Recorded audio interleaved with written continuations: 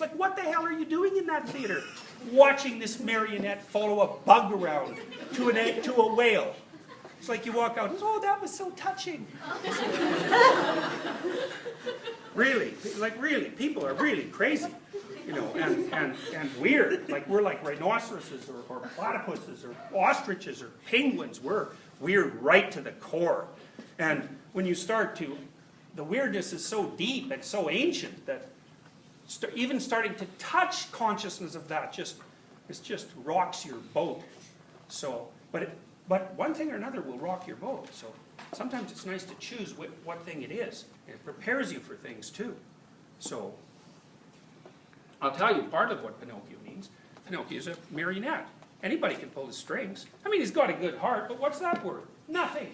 Virtually nothing. Because he's naive. You know, you can manipulate. It's the fox and the, what is it, that stupid cat that manipulate him, right?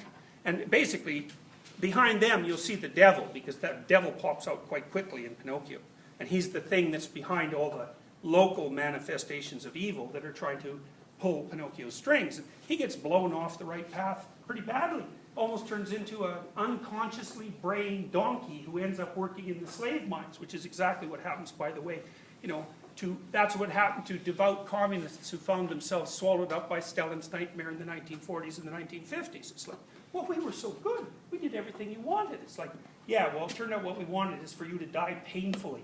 So, you know, congratulations. So, you know, and that's brilliantly laid out in Pinocchio, which in fact was written in the 1930s. Brilliantly laid out. It's a way more intelligent analysis of the 1930s than anything you'll ever find that was written. So, Pinocchio, you know, he's trying to hew the proper path, and he learns that he shouldn't lie. That's a what do you call, archetypal idea. I can tell you why that is later. And it turns out that in order to get out of the horrible mess that he's put himself in, partly by being a slavish adherent to like momentary pleasure and nihilism, you know, he ends up half a jackass who can't speak properly without braying, so that makes him an ideologue. And the only way that he can get out of that is to go down to the bottom of the ocean, as deep as he can possibly go, deeper than anything is willing to go, to find his father. What's his father? His father is the culture that he lost touch with.